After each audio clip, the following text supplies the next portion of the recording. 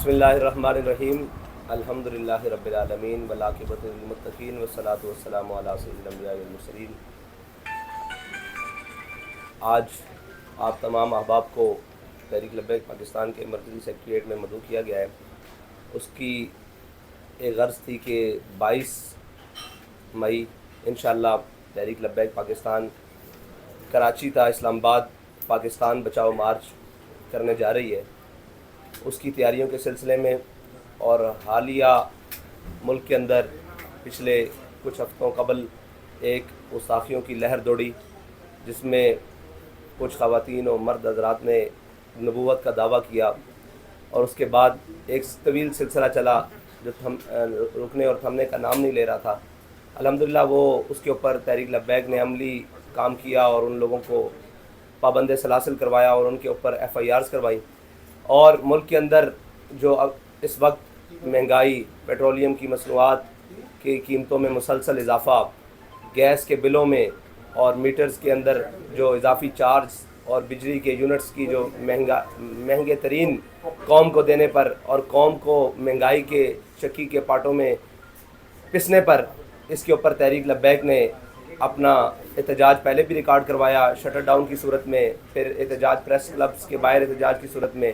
اب اس کو عملی جامہ پہنانے کے لیے تحریک لبیک نے پہلے 11 فروری کی کال دی، لیکن وہ ساتھیوں کے مشورے کے ساتھ کہ اس وقت جو حکومت میں موجود لوگ ہیں وہ پنجاب کے اندر نگران حکومت ہے، اور اس کی بجائے ہم کراچی سے شروع کریں جو لوگ مرکزی حکومت میں موجود ہیں، تاکہ ان کے کان پر بھی کوئی آواز خلق پہنچے اور ان کو بھی قوم کی دردوں کا کوئی احساس ہو۔ اس کے بعد ملک میں حالیہ سیاسی افراتفری اور ملک کے اندر جو بھی اس وقت ایک اژدہام آیا ہوا ہے، اس کے بارے میں ہمارا ایک مکمل ذاتی موقف ہے، نظریاتی موقف ہے کہ ہم سیاسی و ذاتی وکٹمائزیشن کے خلاف ہیں۔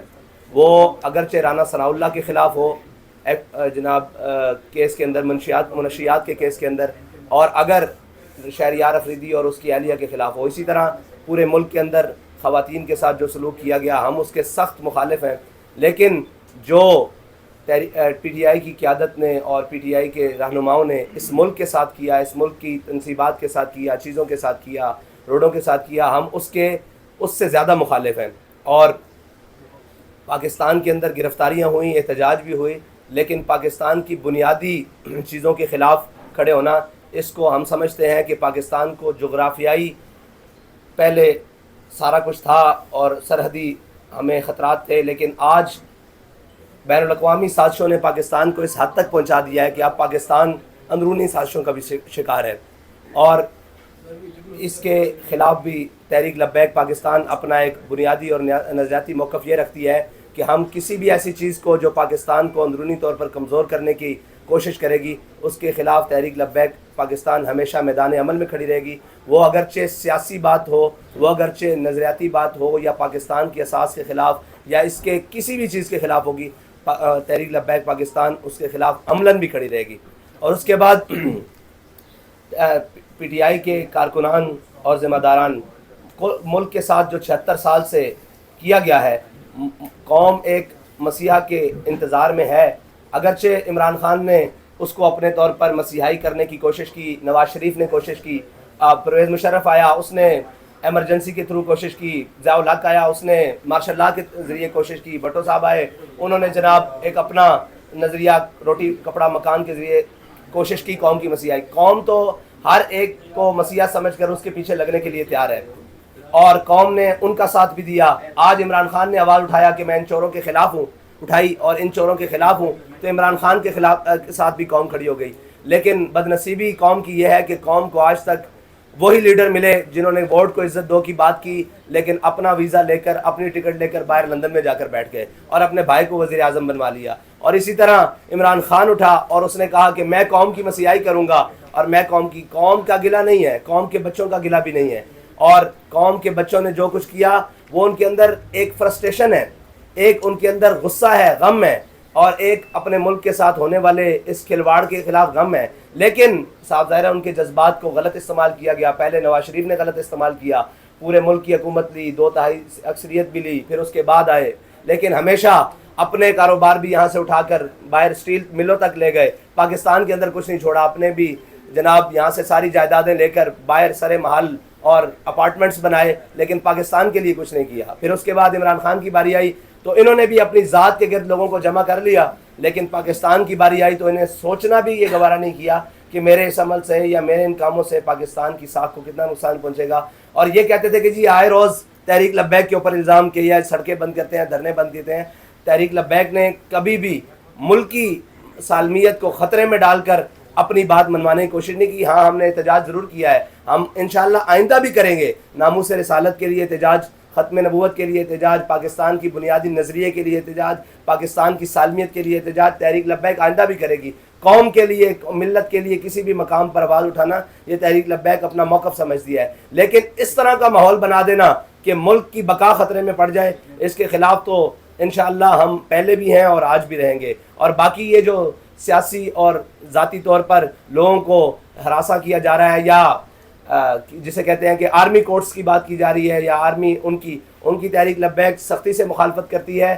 یہ آرمی کورٹس اس وقت کہاں تھے جب ریمنڈ ڈیوس کو اس ملک سے رہا کیا گیا ہے؟ اس وقت کہاں تھے؟ وہ تو پاکستان کا ریاستی مسئلہ تھا. جنرل جوزف کو جب یہاں سے نکالا گیا اس وقت یہ آرمی کورٹس کہاں تھے؟ یہ سویلینز کا مسئلہ ہے, اس کو پاکستان کے کورٹوں کے سپرد کرنا چاہیے. ہاں اس کی جو بھی وہ عدالتی معاملات ہیں ان کو شفاف بنانا چاہیے. ایک مجسٹریٹ سے لے کر سپریم کورٹ کی بلڈنگ تک اگر اس ملک میں موجود ہے, اور اگر یہ انصاف نہیں دے سکتے تو پھر ان کو کس لیے رکھا ہوا ہے؟ اتنا بڑا ادارہ موجود ہے. اس لیے اداروں کی لڑائی میں پاکستان کا نقصان نہ کریں. پی ڈی ایم اور اسٹیبلشمنٹ ایک طرف کھڑی ہو گئی ہے, عدلیہ اور پی ٹی آئی ایک طرف کھڑی ہو گئی ہے, تو پاکستان کہاں ہے؟ پاکستان کی بنیاد کہاں ہے؟ پاکستان کا آئین کہاں ہے؟ یہ ساری چیزیں کہاں ہیں؟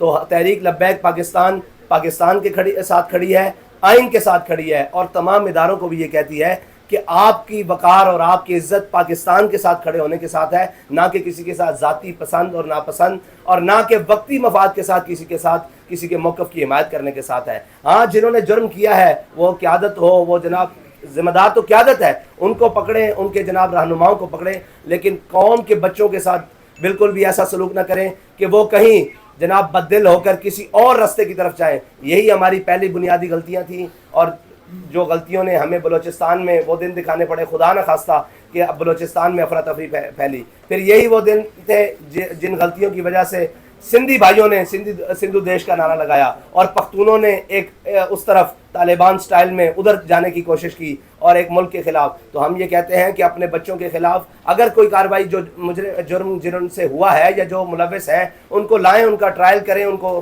کورٹس میں لائیں, ان کو جناب سزا دیں, لیکن اس طرح مجموعی طور پر قوم کو پیسنا, یہ اس کے ہم مکمل خلاف ہیں. کیونکہ ہم تحریک لبیک 5 کریک ڈاؤن برداشت کر چکی ہے, ہمیں پتہ ہے کہ اس کی قیمت کیا دینی پڑتی ہے, گھر والوں کو کیا دینی پڑتی ہے, بچوں کو کیا دینی پڑتی ہے, خواتین کو کیا دینی پڑتی ہے, اس کی قیمت تعلیم کو کیا دینی پڑتی ہے, صحت کو کیا دینی پڑتی ہے. اس لیے ہمیں سب کے خلاف ہے. انشاءاللہ تحریک لبیک پاکستان 22 مارچ کو بھرپور کراچی تا اسلام آباد مارچ کرے گی, اور اپنے مطالبات انشاءاللہ حکومت وقت سے منوائے گی. رضوی صاحب یہ بتا دیں کہ آپ کیونکہ پی ڈی ایم میں نہیں شامل ہیں, جی, تو آپ کو یہ پتہ ہونا چاہیے کہ دفعہ 144 لگی ہے اور سرکاری مشینری جو ہے حکومت آپ کے خلاف استعمال کرے گی. دفعہ 144 سندھ میں نہیں لگی ہوئی ابھی تک, آپ کی اسلام آباد میں لگی ہے. انشاءاللہ جب تک ہم وہاں پہنچیں گے اسلام آباد کے حالات ہمارے آنے سے نکلنے سے بہت بہتر ہو جائیں گے. صاحب یہ بتائیں کہ آپ نے کہا کہ جو سیاسی جماعتیں ہیں اس حوالے سے میں بات کرنا چاہ رہا ہوں کہ اگر کوئی شخص عدت میں خاتون سے شادی کر لیتا ہے, اس حوالے سے مذہبی حوالے سے کیا آپ کہتے ہیں, اور اسی شخص کی اگر بیٹی جو ٹریا ہے اس کے ساتھ اگر اس کو نہ رکھا جائے, اس حوالے سے اسلام کیا کہتے ہیں؟ اس طرح ہمارے مفتیان کرام نے اس کے اوپر فتویٰ دے دیا ہوا ہے. یہ بڑا حساس اور نازک مسئلہ ہے.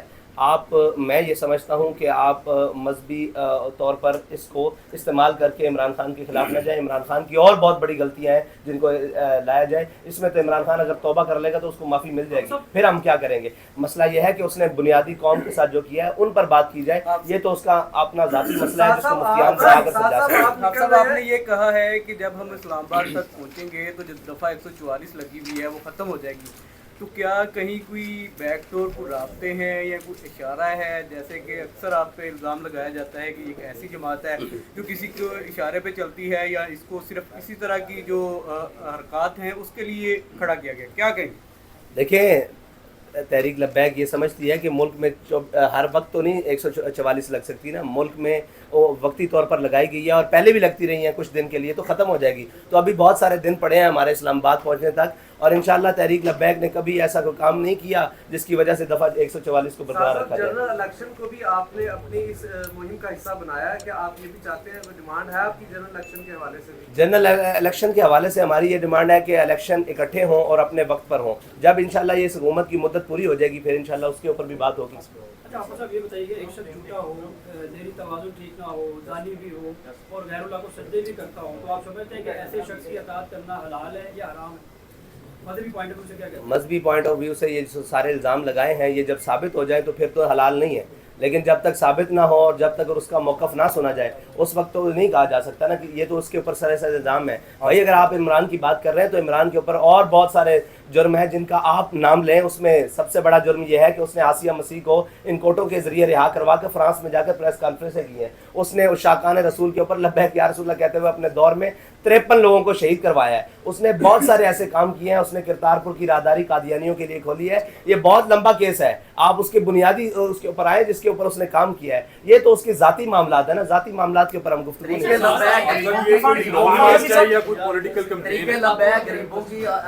पार्टी है, मैं क्या कह रहा हूँ, आपने महंगाई के हवाले से, पेट्रोलियम के हवाले से सारा काम किया।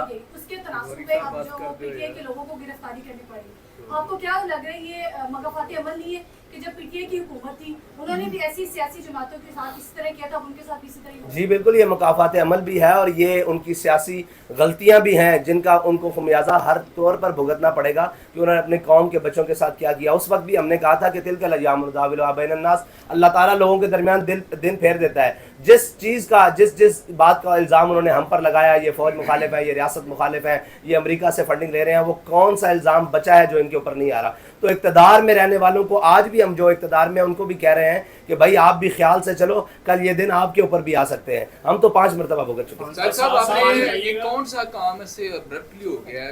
महंगाई तो बड़ी देर से चल रही है, पीडीएम के दौर में भी चल रही है, इमरान खान के दौर में भी जो है वही कौन सा काम हो गया कि आपने लॉन्ग मार्च का ऐलान कर दिया, वो भी कराची से?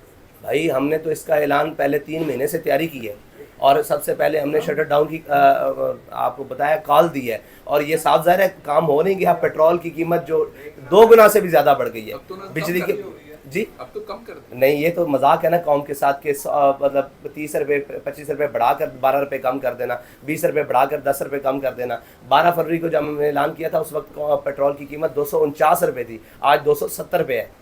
आप ये देखें, ये कौम के साथ मजाक है। और इसी तरह डीजल की कीमत उस वक्त आज से 10 या 15 रुपये कम थी, जो इन्होंने बैक वक्त 30 रुपये कम किया है। तो ये तो कौम के साथ मजाक है कि कोई एहतजाज के लिए निकले तो आप फ़ौरन 10 रुपये 5 रुपये कम कर दें और जब कोई ना बोले तो आप 15-20 रुपये बढ़ा दें। अच्छा हमेशा बताइएगा, कौम की बेटियों को तो सड़कों पर लाया जा रहा है जबकि खुद अपनी जो बीवी है उनको 7 पर्दों में अदालत में लाया जा रहा है। ये तो कौम को सोचना चाहिए ना, ये कौम को सोचना चाहिए कि उनकी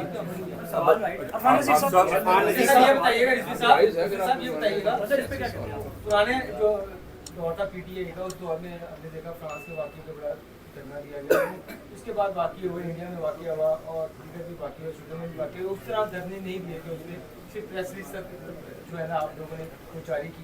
तो क्या वजूहात थी कि उस वक्त उस तरह की जो है वो मज़ामत नहीं की गई? इसकी मैं कई दफ़ा जवाब दे चुका हूँ कि फ़्रांस के ख़िलाफ़ हमारा एहतजाज इसलिए था और उसके सफ़ीर की मुल्क बदरी इसलिए था कि वो वहाँ गुस्ताखी रियासती सतह पर हुई है, रियासती सतह पर हुई है। और ये शायद आपने नहीं सुना कि उसके सदर ने और रियासत ने उसकी हिमायत की थी, इसलिए उनके सफ़ीर को इंडिया में जो गुस्ताखी हुई है वो ज़ाती तौर पर हुई है। उसके खिलाफ हमने एहतजाज भरपूर रिकॉर्ड किया है और कल भी कोई खुदा न खास्ता रियासती सतह पर अल्लाह ना करे कोई इसकी हिमायत करता है तो हमारा मुतालबा फिर वही होगा कि उसके सफ़ीर को मुल्क बदर किया जाए। उसके लिए जो भी कुर्बानी देनी पड़ी इंशाल्लाह। इलेक्शन ईयर है, ये महंगाई के खिलाफ कोई रैली है या ये आप बाकायदा तौर पे इलेक्शन की कैंपेन का आगाज कर रहे हैं? अभी तो महंगाई के खिलाफ है, जब इलेक्शन के लिए आएंगे तो इंशाल्लाह हम बताएंगे। जो भी तहरीक लब्बैक के नजरिए पर आ जाएगा उससे कोलेशन बन सकती है। खाली हुकूमत की वजह से नहीं, इसके पीछे पूरी माशी ढांचा और टैक्सेस और लेवीज और ड्यूटीज वगैरह, जब तक वो कम नहीं होंगी और हुक्मरानों और ब्यूरोक्रेसी की अय्याशियाँ कम नहीं होंगी, आपका ये एहतजाज बेमाने रहेगा, इसलिए कि वो इसी फार्मूले के तहत 5-10 रुपये फिर कम कर देंगे।